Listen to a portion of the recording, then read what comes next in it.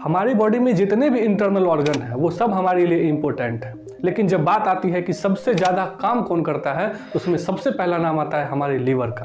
तो आज के इस वीडियो में हम इसी लीवर के बारे में समझेंगे, तो अंत तक इस वीडियो में बने रहिएगा, आपको ये वीडियो काफ़ी इन्फॉर्मेशन देगा। तो आप सबको नमस्कार, मैं धीरज कुमार।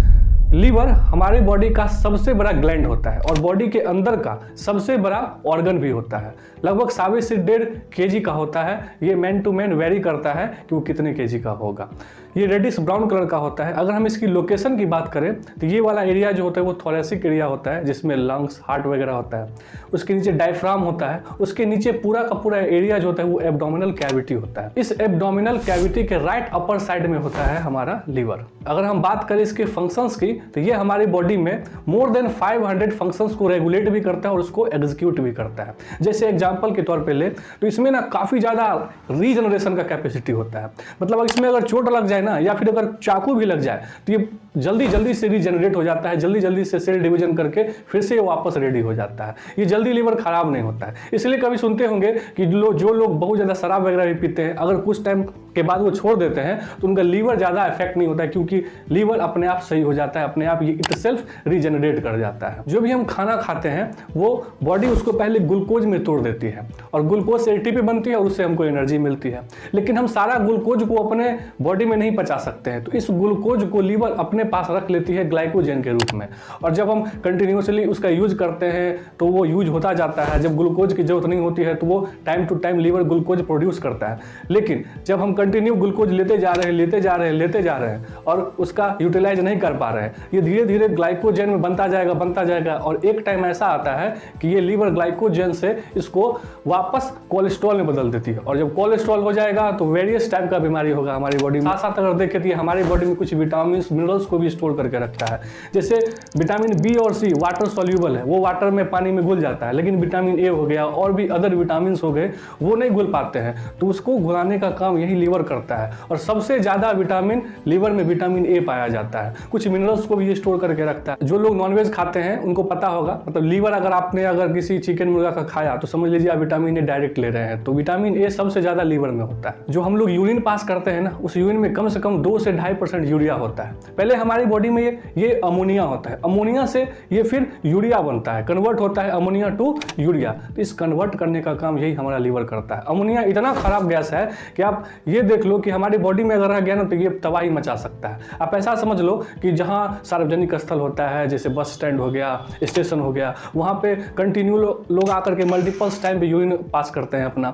तो एक टाइम ऐसा आता है कि वो उस दीवार में छेद हो जाता है। पता है क्यों छेद हो जाता है? क्योंकि ये यूरिया जो होता है, जो हम यूरिन के थ्रू पास करते हैं, ये कुछ देर के बाद फिर से ये अमोनिया में बदल जाता है, अमोनिया गैस बदल जाता है। और ये अमोनिया गैस काफ़ी ज़्यादा स्मेल भी खराब करता है और धीरे धीरे उस पूरी दीवार को छेद कर देता है। हमारी बॉडी में ब्लड क्लॉट होना ज़्यादा जरूरी है। जब कहीं कट जाए तो उस ब्लड को क्लॉट होना चाहिए, तभी तो जाकर के ब्लीडिंग रुकेगी। क्लॉट होने के लिए 2 फैक्टर का होना बहुत ज़्यादा जरूरी है। एक होता है फाइब्रिनोजन और एक होता है प्रोथ्रोम्बिन। ये दोनों ही लीवर प्रोड्यूस करता है, ये दोनों लीवर बनाता है। और ये लीवर ब्लड प्रेशर को भी रेगुलेट करता है। इसके लिए एक फैक्टर चाहिए होता है जिसको बोलते हैं एंजियोटेंसिनोजन। ये एंजियोटेंसिनोजन भी इसी लीवर से प्रोड्यूस होता है। लीवर में 2 लोब होते हैं, एक होता है राइट लोब और एक होता है लेफ्ट लोब। तो राइट लोब के पीछे की तरफ एक बैग लाइक स्ट्रक्चर होता है जिसको गॉल ब्लाडर बोलते हैं, थैला जैसा होता है ये। अब इस गॉल ब्लाडर का काफ़ी ज़्यादा यूज होने वाला है, अभी हम समझते हैं इसके बारे में। ये जो लीवर होता है इसकी अगर एक यूनिट की बात करें तो उसको बोलते हैं हिपैटिक लोब्यूल। ये हिपैटिक लोब्यूल जो होता है वो पॉलीगोनल होता है, यानी कि हेक्सागोनल होता है, यानी कि षष्ठभुज होता है। अब इसमें ना एक बहुत सारी रस्सी जैसे बहुत सारे सेल आपस में जुड़ जाते हैं और एक स्ट्रक्चर बनाते हैं जिसको हेपेटिक सेल बोला जाता है। एक सेल जो होता है वो हेपेटिक सेल कहलाता है। ये रस्सी जैसा सेल बटा हुआ रहता है और यही जो सेल है ना ये बाइल को प्रोड्यूस करता है और बाइल प्रोड्यूस करके, बाइल बना करके ये एक कॉमन डक्ट में डाल देता है। और ये कॉमन डक्ट राइट साइड में राइट हैप्टिक डक्ट में जाता है और लेफ्ट साइड में लेफ्ट हैप्टिक डक्ट में जाता है और ये दोनों डक्ट एक कॉमन डक्ट बना लेते हैं। और ये जो गॉल ब्लाडर है जिसके बारे में मैंने बताया, इससे एक डक्ट निकलती है जिसको सिस्टिक डक्ट बोलते हैं। ये कॉमन डक्ट से बाइल निकल करके और इस सिस्टिक डक्ट के होते हुए गॉल ब्लाडर में चला जाता है ये बाइल। यानी कि ये बाइल को बनाता है हमारा लीवर, लेकिन स्टोर और रिलीज करता है ये गॉल ब्लाडर। और इस हेप्टिक लोब्यूल में जो खाली जगह आप देख रहे हो ना कैविटी, उसको बोलते हैं कूफर सेल। कूफर सेल काफ़ी ज़्यादा इंपॉर्टेंट होता है बैक्टीरिया से लड़ने के लिए।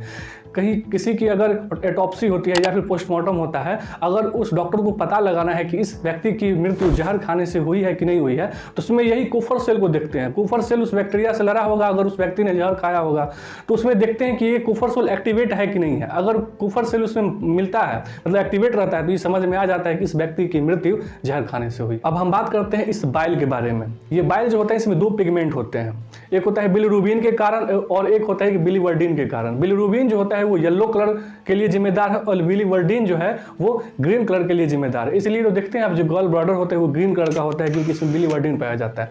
हम लोग जो फिशेस पास करते हैं वो येलो कलर होता है, इसे बिलीरुबिन के कारण होता है, ये येलो कलर के लिए रिस्पॉन्सिबल होता है।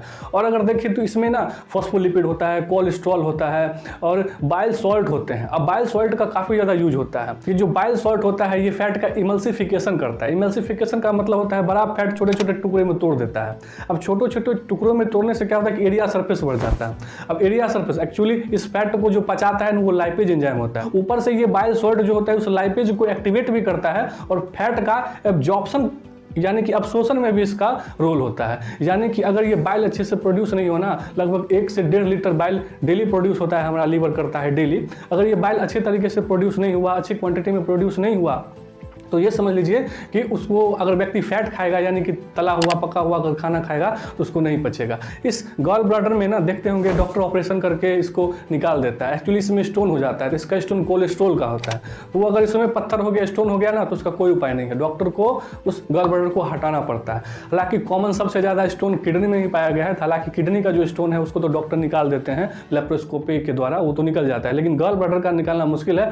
अल्टीमेटली गॉल ब्लैडर को ही कट करना पड़ता है। लेकिन घबराने की बात तो है नहीं, जैसे मैंने बताया बाइल को बनाता कौन है, लीवर बनाता है। ये तो बस स्टोर और रिलीज करता है। एक हार्मोन जिम्मेदार होता है, एक हार्मोन होता है जिसको बोलते हैं कोलेसिस्टोकाइनिन। ये कोलेसिस्टोकाइनिन स्मॉल इंटेस्टाइन से निकलता है और जब भी खाना आता है तो ये इस गॉल ब्लैडर को ट्रिगर करता है कि भैया खाना आ गया है, अपना जल्दी से बाइल प्रोड्यूस कर दो। बाइल आता है, ये अल्कलाइन होता है, इसका पीएच लगभग 7 से ज़्यादा यानी कि 8 के आसपास होता है, तो ये अल्कलाइन होता है और ये खाना पचाने में काफ़ी ज़्यादा रिस्पॉन्सिबल होता है। तो बाइल का यूज काफ़ी ज़्यादा होता है हमारी बॉडी में। तो आई होप आपको समझ में आया होगा इस लीवर के बारे में, इसके फंक्शंस के बारे में, इसके एनाटॉमी के बारे में, इसके स्ट्रक्चर के बारे में।